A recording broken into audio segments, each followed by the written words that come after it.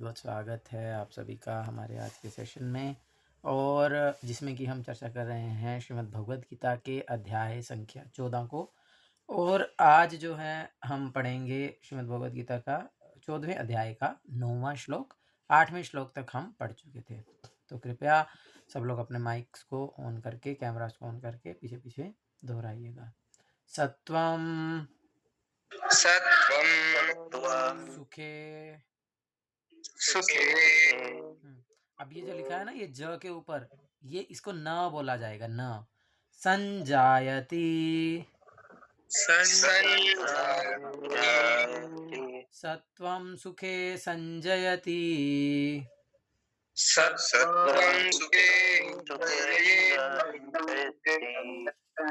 रजः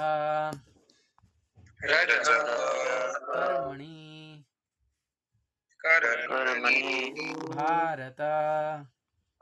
रजः कर्मणि भारत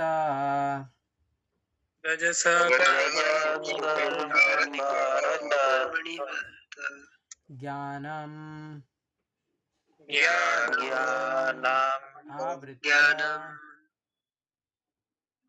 आवृत्य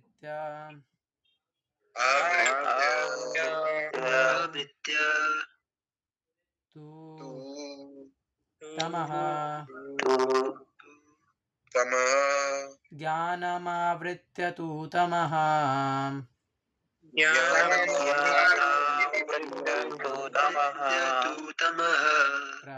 प्रमादे संजयति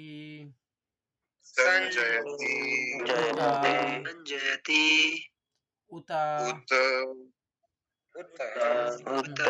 तो जब ई और ऊ की मात्रा मिलती है तो वो क्या बन जाती है? वो य बन जाती है।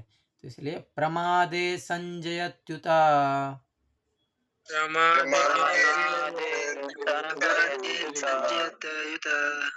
सत्वं सुखे संजयति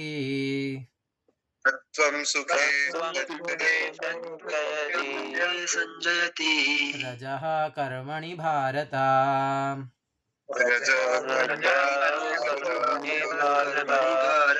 ज्ञानमावृत्य तु तमः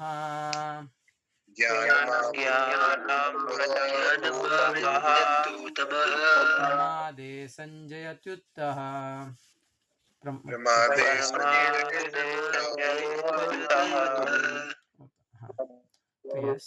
वैसे तो इतना सिंपल ये श्लोक है कि सिर्फ पढ़ने मात्र से हमको समझ में आ रहा है कि इसका मीनिंग क्या है, लेकिन क्योंकि आप लोग अभी नए नए पढ़ रहे हो तो आप लोग शायद नहीं समझ पा रहे होंगे। सब लोग म्यूट कर लीजिए जो अनम्यूट है। तो यहाँ पर देखिए, सत्वम मतलब सतोगुण, सुखे मतलब सुख में, संजयति बांधता है। सत्वम सुखे संजयति, सत्व गुण जो है वो सुख से बांधता है। रजः कर्मणि, और रजोगुण किससे बांधता है? सकाम कर्म से। भारत मतलब हे भारतवंशी, या हे भरतपुत्र, हे अर्जुन। तो अर्जुन को भगवान बोल रहे हैं कि सत्वगुण सुख से बांधता है, रजोगुण सकाम कर्म से बांधता है। ज्ञानम आवृत्या, और ज्ञान को आवृत्य माने ढक लेता है। तू मतलब लेकिन, तमहा, लेकिन जो तमोगुण है वो क्या करता है? वो व्यक्ति के ज्ञान को ढक लेता है, मतलब अज्ञान को फैलाता है, और प्रमादे और पागलपन से संजयत बांध लेता है। उता माने ऐसा कहा जाता है। तो यहाँ पर भगवान ने जो पिछले 3 श्लोक जो हमने कल चर्चा किए थे, उन्हें क्या किया है? उन्हें समराइज कर दिया है।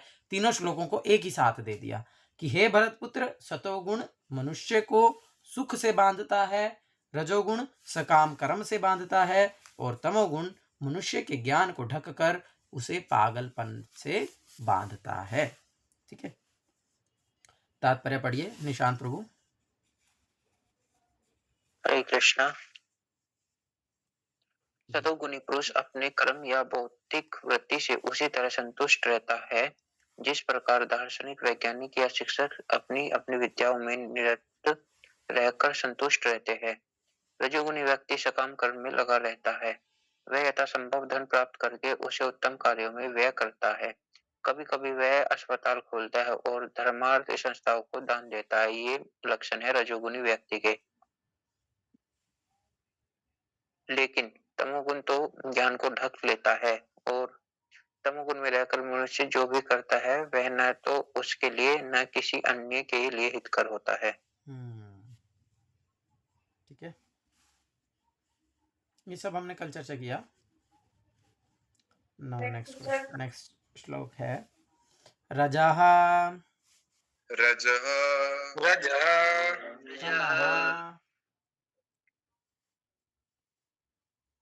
तमः च अभिभूय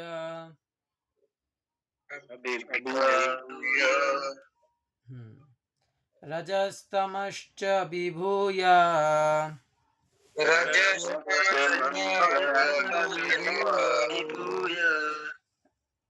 सत्वं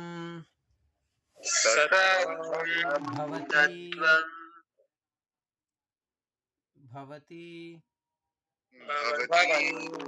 भारत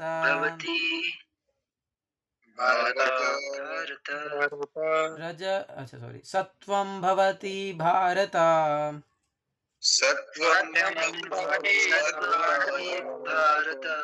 रजः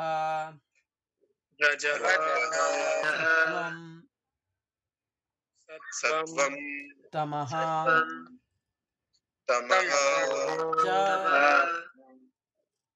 च एव रजः सत्वं तमश्चैव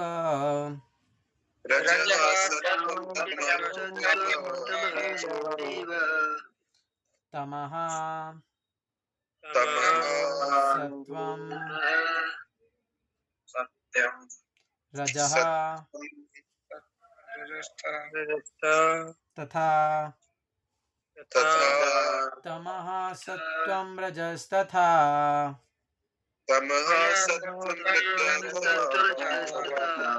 देखो बहुत ही सिंपल है, एक ही श्लोक, एक ही लाइन बार बार आ रही है ना।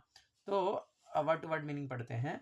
रजः माने रजोगुण, तमः मतलब तमोगुण को, च भी अभिभूय पार करके, सत्व माने सतोगुण, भवति प्रधान बनता है। तो कभी कभी क्या होता है कि रजोगुण और तमोगुण को पार करके व्यक्ति सतोगुणी प्रधान बन जाता है। भारत मतलब है भरत पुत्र। रजः रजोगुण, सत्वम सतोगुण को, तमोगुण च भी है।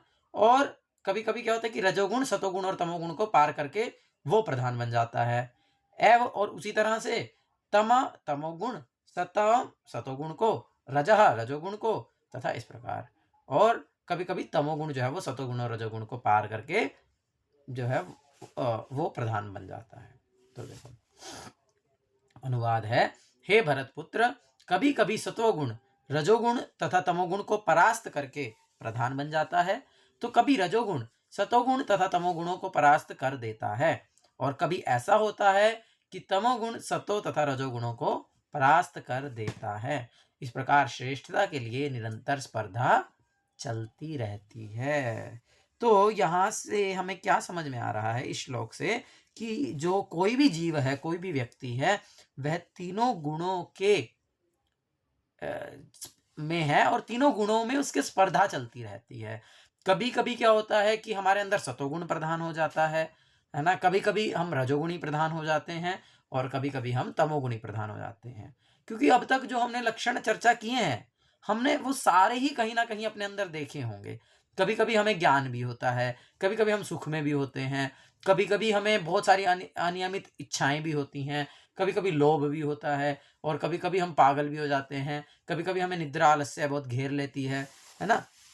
तो इस प्रकार से सारी चीजें होती हैं। ऐसा नहीं है कि कोई व्यक्ति बिल्कुल केवल सतोगुण में ही है, कोई व्यक्ति केवल रजोगुण में ही है, कोई व्यक्ति केवल तमोगुण में ही है, ऐसा नहीं होता है। एक प्रकार से उसकी परसेंटेज है ना। आइडियली 33% है ना, ऐसे करके देख सकते हैं हम। कोई व्यक्ति हो सकता है जिसमें तीनों गुण बैलेंस्ड हैं, लेकिन नॉर्मली क्या होगा, कभी सतोगुण बढ़ जाएगा, कभी रजोगुण बढ़ जाएगा, और कभी तमोगुण बढ़ जाएगा। तो इस प्रकार से अलग अलग समय में हम अलग अलग गुण में होते हैं, है ना। और हम आगे पढ़ेंगे कि किस प्रकार से ये गुण बटे भी हुए हैं और किस प्रकार से गुण प्रभाव भी डालते हैं।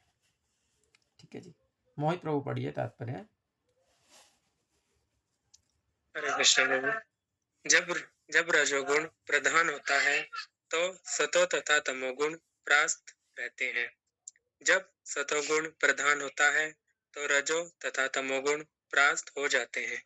जब तमोगुण प्रधान होता है तो रजो तथा सतोगुण परास्त हो जाते हैं। यह प्रतियोगिता निरंतर चलती रहती है। अंतएव जो कृष्ण भावनामृत में वास्तव में उन्नति करने का इच्छुक है उसे इन तीनों गुणों को लांघना पड़ता है। प्रकृति के किसी एक गुण की प्रधानता मनुष्य के आचरण में, उसके कार्यकलापों में, उसके खान पान आदि में प्रकट होती रहती है। इन सब की तो व्याख्या देखो, हम अगले जिस गुण में होते अध्यायों हैं ना, वो गुण कितना हमारे जीवन को प्रभावित करता है। सबसे पहले हमारा आचरण, फिर हमारी गतिविधियां मतलब कार्यकलाप, और इवन खान पान तक भी गुणों के अनुसार बदल जाता है। तो इसीलिए किसी व्यक्ति की अगर हम गतिविधियों को देख लें, उसके खान पान को देख लें, उसके आचरण को देख लें, तो उसी से ही हम समझ सकते हैं कि वो व्यक्ति कौन से गुण में है। कौन से गुण में है का अर्थ है कि उसमें कौन सा गुण प्रधान रूप से है ना।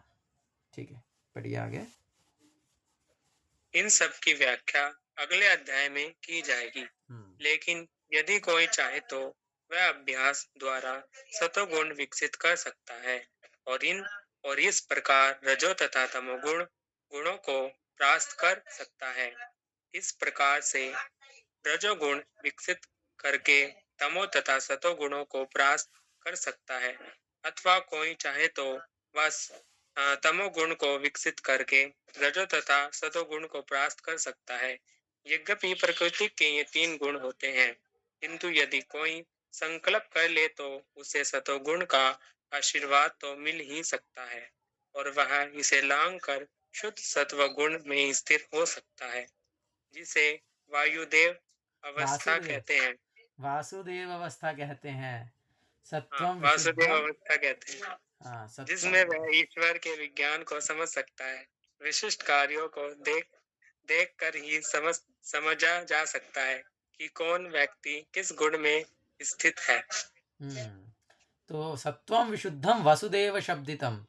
तो वासुदेव प्लेटफॉर्म, वासुदेव लिखा है, वसुदेव लिखा है, वसुदेव होना चाहिए।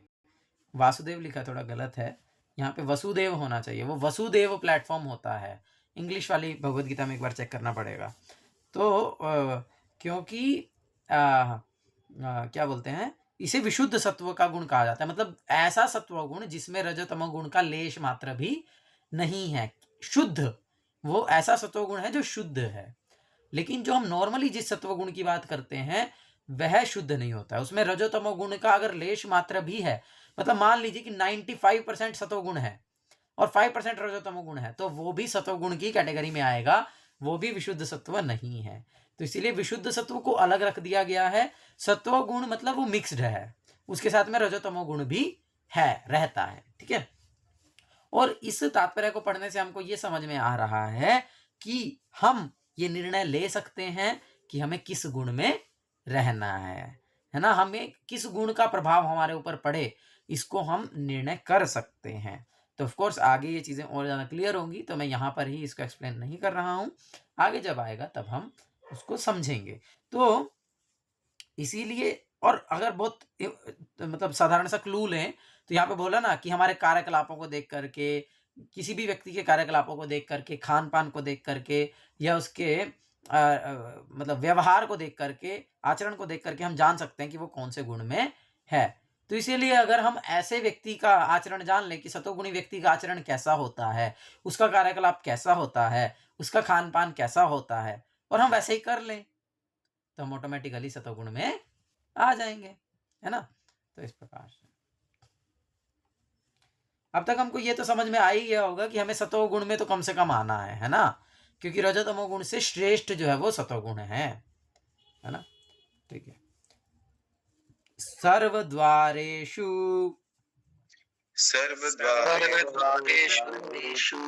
देहे अस्मिन्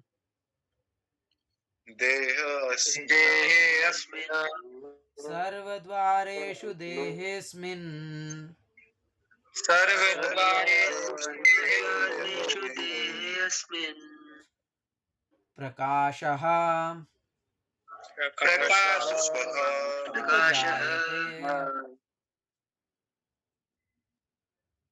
उपजायते प्रकाश उपजायते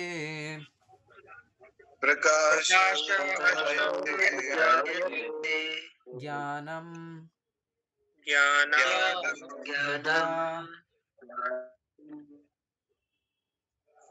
यदा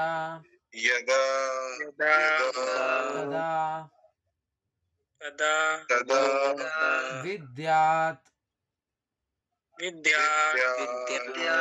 अब यहाँ पर भी ना देखो त के बाद ना व शब्द आ गया, विवृधम है ना, तो व आने से जब ऐसा होता है तो जो त है ना वो द बन जाता है। ठीक है, तो इसीलिए इसको हम पढ़ेंगे ज्ञानम यदा तदा विद्यात्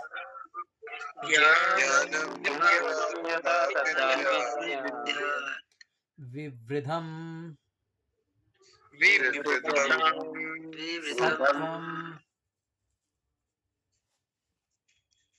सत्वम इति उत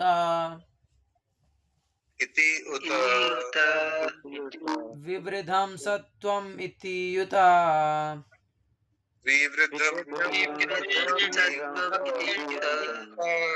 सर्वद्वारेषु देहेऽस्मिन्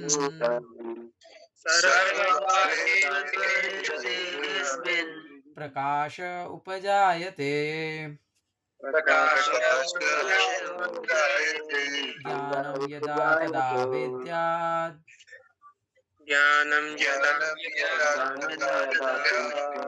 विवृधं सत्वम इति उत।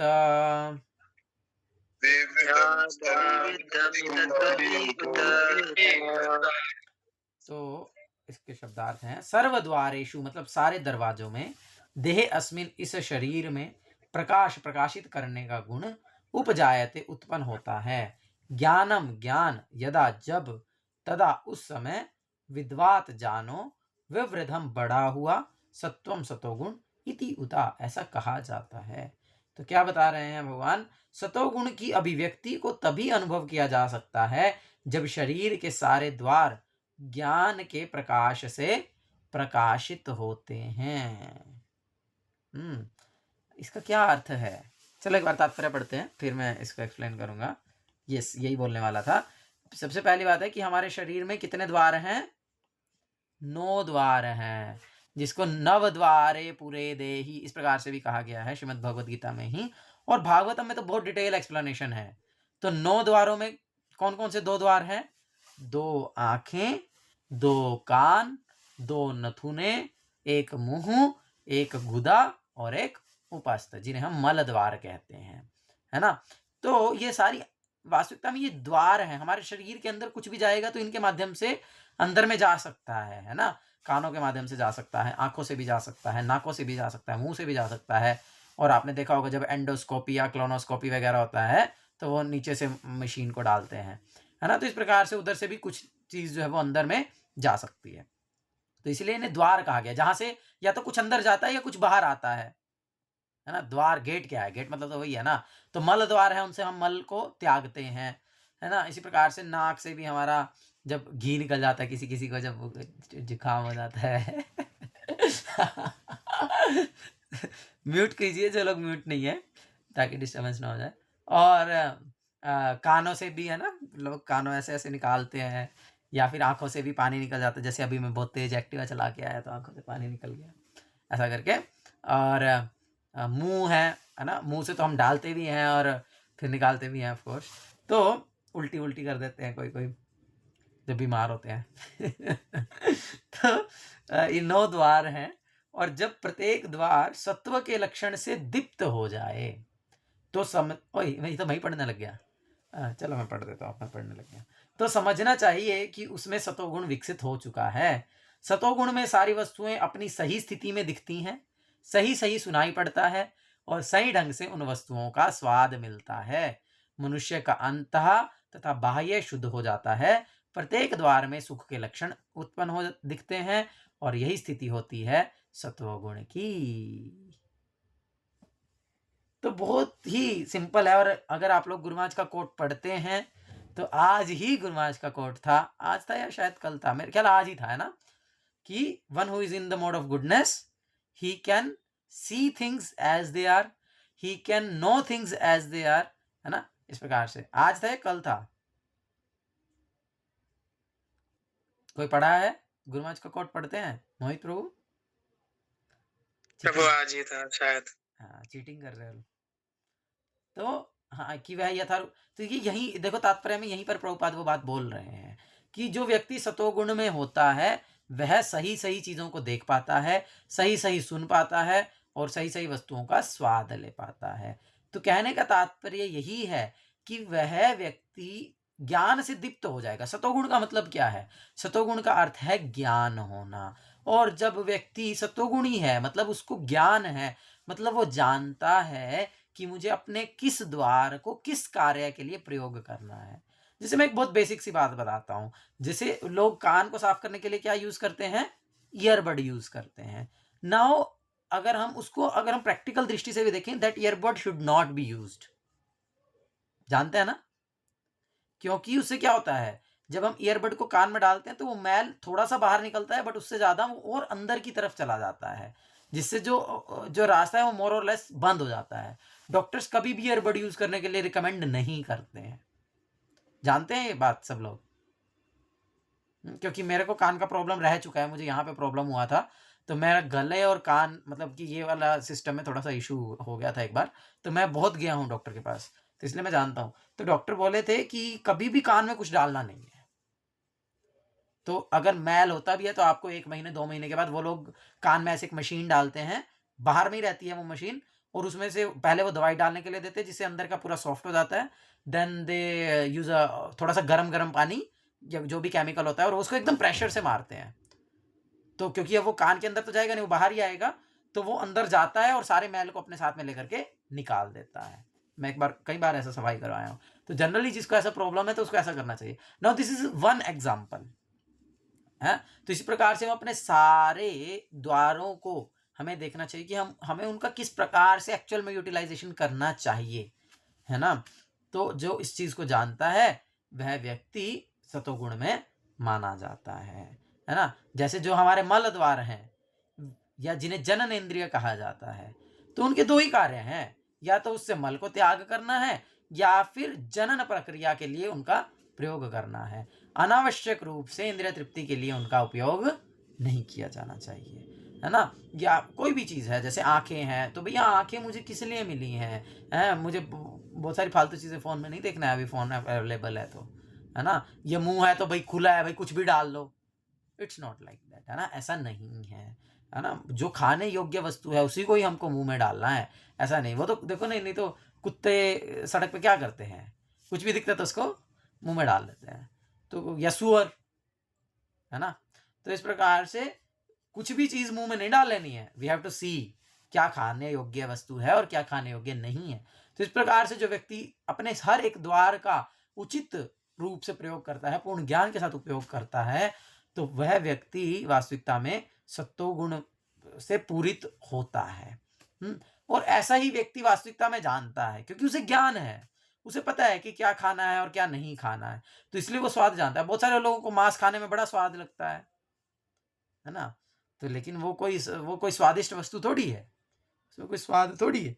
आप किसी का हत्या करके किसी का मांस खा रहे हैं, या किसी का अंडा, तो क्या है, वो तो स्टूल है एक प्रकार से, है ना, मेनिस्ट्रुअल वेस्ट है ना, मासिक धर्म का जो मुर्गी का जो वेस्ट है, तो you are eating that and you are thinking, आप किसी का पोटी खा रहे हो and you are thinking oh wow how tasty it is.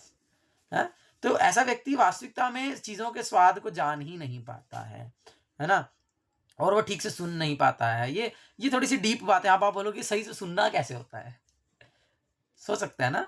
तो ये थोड़ी सी डीप चीजें हैं, ये तो एक्सपीरियंस करने की चीज है। जब सतोगुण में व्यक्ति होता है तो वो समझ पाता है कि वो कैसे सही सही सुन पाता है। वो जानता है भाई ये चीज सुनने योग्य है, ये चीज सुनने योग्य नहीं है, फिर वो सही सही चीजों को सुनता है, यथारूप में सुनता है। अब रजोगुणी व्यक्ति कैसा होता है क्योंकि सतोगुण तो हम है नहीं ना, तो उसके बारे में ज़्यादा चर्चा करके मतलब समझ हम कनेक्ट नहीं कर पाते हैं। अभी देखो हम लोग मतलब मैं तो स्पेशली, आप लोग तो खैर नहीं, लेकिन मैं तो ये अभी जो 2 श्लोक आगे आने वाले हैं इनसे बड़ा कनेक्ट कर पाऊँगा रजोतम गुण के, है ना? तो चलिए सब लोग बोलिए लोभः लोभ प्रवृत्ति प्रवृत्ति आरंभ आरंभ हाँ, जिसमें ना हो वो नहीं बोलेगा तो चलेगा, कोई दिक्कत नहीं है। लोभः प्रवृत्ति आरंभ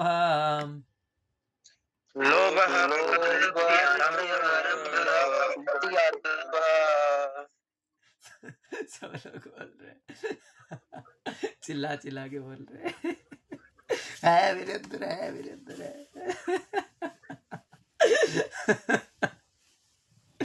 कर्मणाम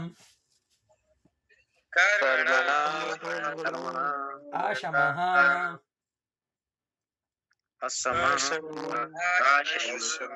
स्पृहा कर्मणामशमः स्पृहा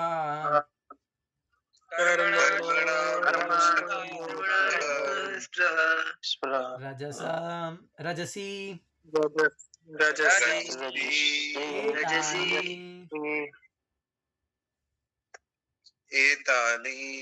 एतानि जायन्ते, अरे एक एक करके क्यों बोलते, एक साथ बोला करो, जायन्ते रजसी एतानि जायन्ते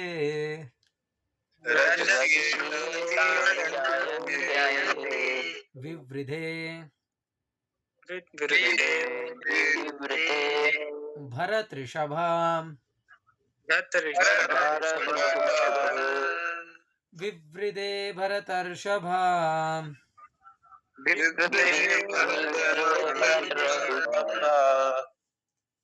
तो ये बन गया लोभः प्रवृत्तिरारंभ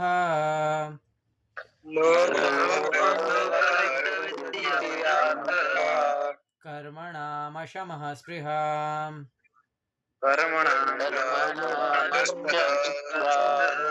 रजस्येतानि जायन्ते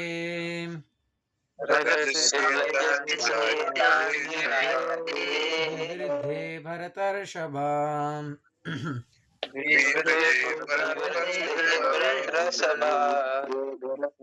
लोभः अर्थात लोभ, प्रवृत्ति कार्य, आरंभ उद्यम, कर्मणाम कर्मों में, अशमः अनियंत्रित, स्पृहा इच्छा, रजसी रजोगुण में, एतानि ये सब, जायन्ते प्रकट होते हैं, विवृद्धे अधिकता होने पर, भरत ऋषभ हे भरतवंशियों में प्रमुख। वास्तविकता में ऋषभ का अर्थ होता है सर्वश्रेष्ठ, है ना, हमारे ऋषभ प्रभु सर्वश्रेष्ठ हैं। हे भरतवंशियों में प्रमुख, जब रजोगुण में वृद्धि हो जाती है तो अत्यधिक आसक्ति, सकाम कर्म, गहन उद्यम तथा अनियंत्रित इच्छा एवं लालसा के लक्षण प्रकट होते हैं। अगर किसी व्यक्ति में रजोगुण ज्यादा होता है तो उसमें क्या होगा? सबसे पहली चीज मोहित प्रभु क्या है? आसक्ति। दूसरी चीज है सकाम कर्म, तीसरा है गहन उद्यम, देन अनियंत्रित इच्छा, और फिर है लालसा। ठीक है, तात्पर्य पढ़ेंगे उद्धव प्रभु। हरे कृष्ण। रजोगुणी व्यक्ति कभी भी पहले से प्राप्त पद के संतुष्ट नहीं होता। वह अपना पद बढ़ाने के लिए लालच रहता है।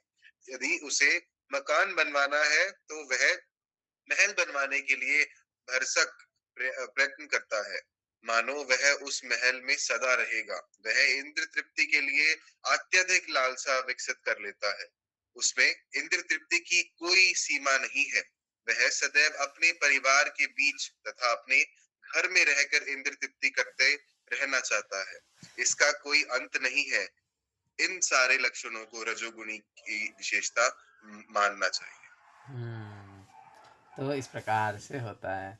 एक मुझे वो याद आ रहा है, एक है ना ऐसे करके, निर्धन कहे धनवान सुखी, धनवान कहे सुख राजा को भारी, राजा कहे महाराजा सुखी, महाराजा कहे सुख इंद्र को भारी। इंद्र कहे, क्या कहे, इंद्र कहे ब्रह्मा सुखी, है? ब्रह्मा कहे सुख विष्णु को भारी। और ऐसे करके है ना, क्या है, किसी को आता है क्या? बहुत टाइम पहले मैं सुना था, बड़ा सुंदर लगता सुनने से, कि जिस व्यक्ति जो अपने से ऊपर वाली स्थिति में जो व्यक्ति होता है, वो सोचता है कि हाँ ये खुश होगा, मेरी 20,000 की जॉब है, इसकी 50,000 की जॉब है, तो ये खुश होगा। हाँ, तो जो निर्धन है वो सोचता है कि धनवान व्यक्ति खुश है।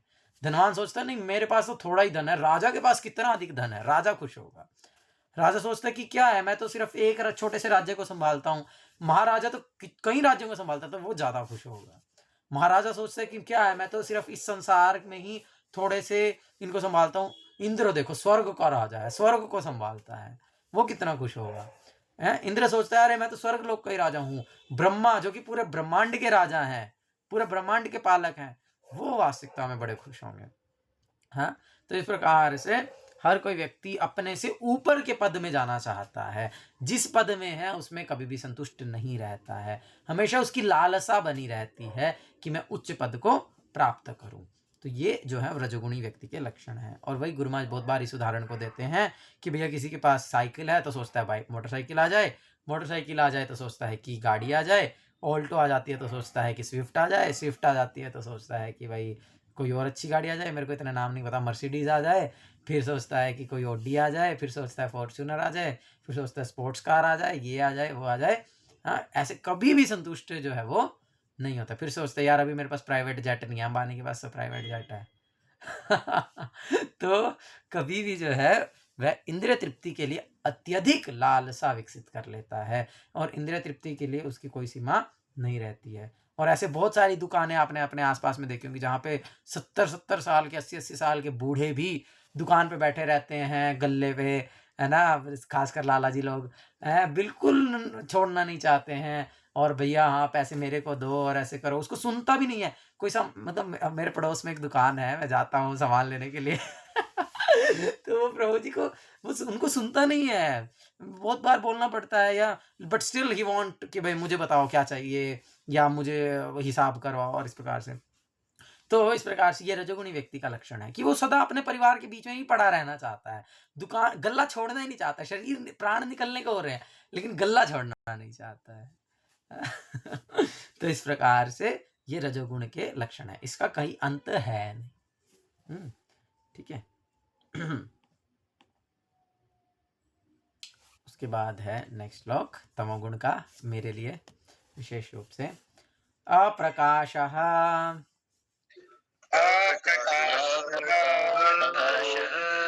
अप्रवृत्ति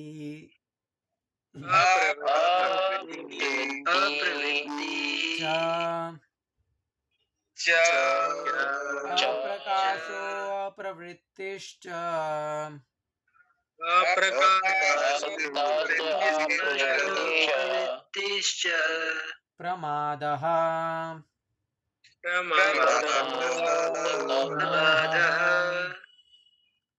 मोहः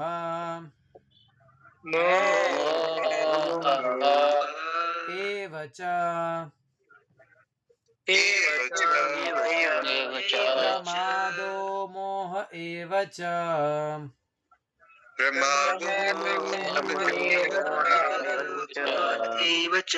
तमसि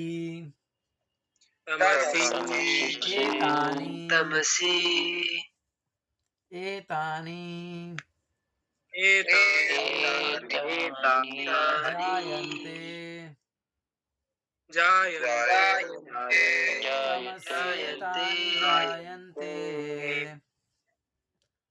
तमस्येतानि जायन्ते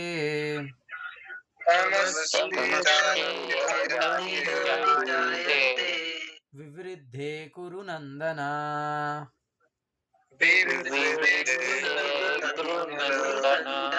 अप्रकाशो प्रवृत्तिश्च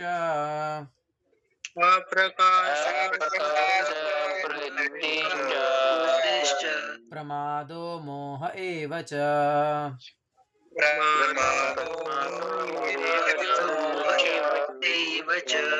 तमस्येतानि जायन्ते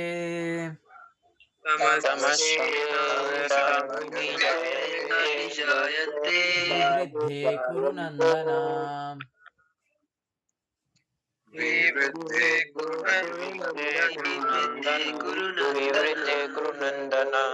yes, so we are going to word meanings. अप्रकाशः माने अंधेरा, अप्रवृत्ति माने निष्क्रियता, च मतलब तथा, प्रमादः पागलपन, मोह मोह, एव निश्चय ही, च भी, तमसी तमोगुण, एतानि ये, जायन्ते प्रकट होते हैं, विविधे बढ़ जाने पर, कुरुनंदना हे कुरुनंदन। तो जब तमोगुण में वृद्धि हो जाती है तो हे कुरुपुत्र अंधेरा, जड़ता, प्रमत्तता तथा मोह का प्राकट्य होता है। अंधेरा मतलब अंधकार, मतलब अज्ञान, और जड़ता का अर्थ है कुछ नहीं करना, पड़े रहना एक जगह पे, है बस सारा दिन पड़े रहो, जड़ता है ना, मतलब निष्क्रियता। प्रमत्तता मतलब पागलपन, उसको हम पहले ही चर्चा कर चुके हैं, और मोह, ये सब प्रकट होता है। यस, तो कौन पढ़ेगा? लक्ष्य प्रभु पढ़ेंगे। जी प्रभु जी, हरे कृष्ण। जहाँ प्रकाश नहीं होता वहाँ ज्ञान अनुपस्थित रहता है। तमोगुणी व्यक्ति किसी नियम में बंधकर कार्य नहीं करता, वह अकारण ही अपनी सनक के अनुसार कार्य करना चाहता है। यद्यपि उसमें कार्य करने की क्षमता होती है, किंतु वह परिश्रम नहीं करता, यह मोह कहलाता है।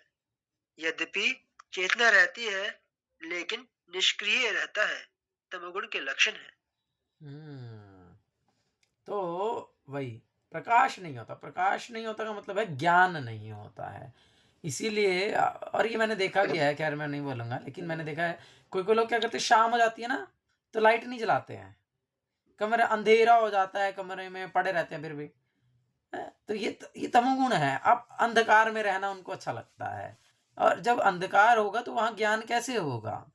तो इसीलिए हमेशा कभी भी हमें, जब तक हम सोने की स्थिति में नहीं है तब तक हमें अंधकार में नहीं रहना चाहिए, हमें पर्याप्त प्रकाश में रहना चाहिए।